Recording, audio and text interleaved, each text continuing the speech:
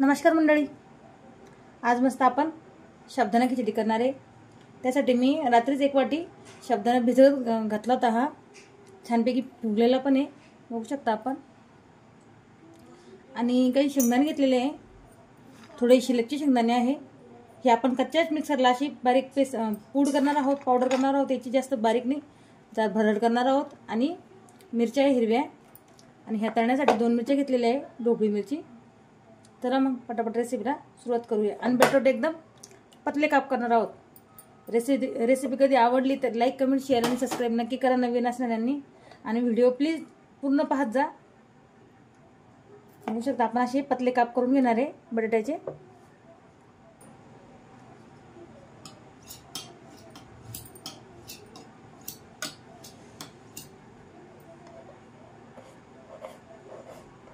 मस्त पतले काप करून घेणार, एकदम लवकर फ्राय होतो मग तो।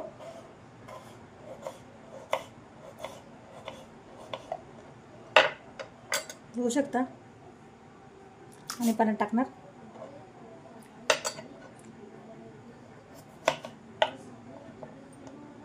छोटे काप करणार आहे।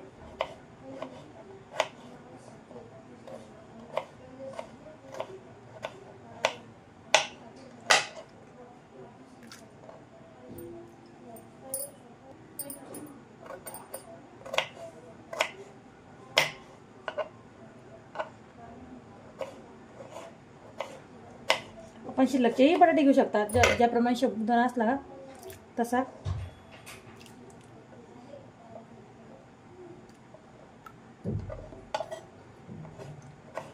सोडून घेतलेला उकडूनही बटाटे टाकू शकतो।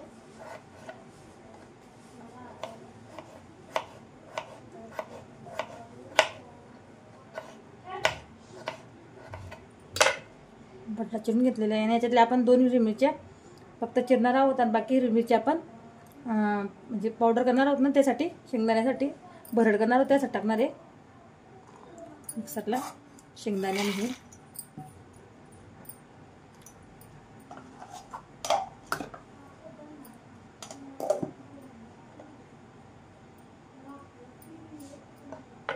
मिरची धुवून घेतलेली आहे स्वच्छ।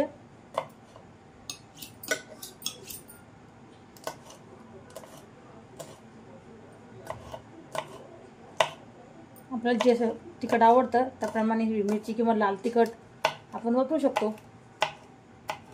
आणि ह्या मिरचीने आपण फक्त उभी चीर लावणार आहे तळून घेण्यासाठी। आणि याच्यात मीठ भरणार आहे। खूप टेस्टी लागतात साबुदाण्यासाठी, साबुदाण्यासोबत हे मिरची। बघू शकता याच्यात आपण जेव्हा बीट खातो चांगलेवाले ते आपण लावून घेणार आहे उपासाला। आणि हिरवी मिरची, हिरवी मिरची आणि चिरून घेतलेला बटाटा स्वच्छ धुवून घेतलेला आहे, तेही फ्राय करणार।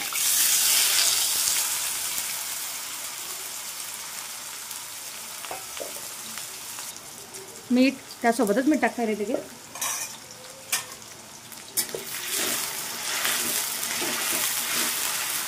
छान असं ब्राऊन कलर आहे आपण भाजून घेणार आहे त्याला मिठात बटाटा।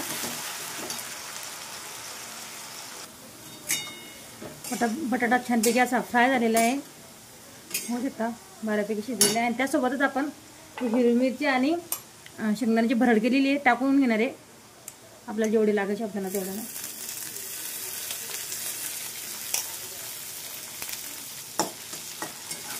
त्यासोबत फ्राय केलं एकदम टेस्टी होतो।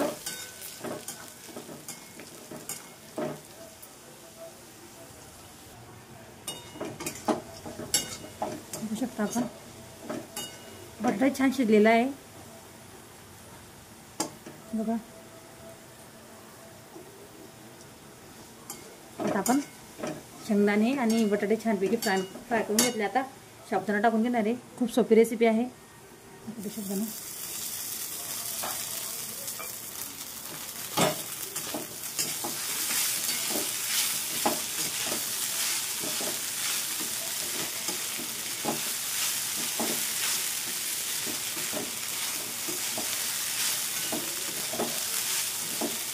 मला 2 ते 3 मिनिटं फ्राय करून घेणार आहे।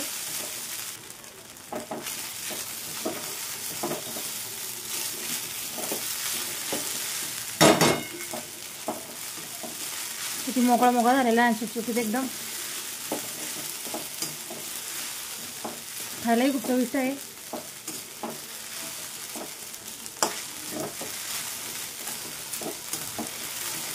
पाच मिनिटात आपली साबुदाणा खिचडी तयार झालेली आहे.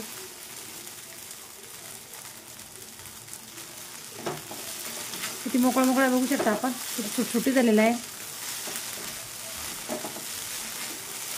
तूपही वापरू शकतो आपण खिचडीला. बघू शकता, भारी झाला आहे ना.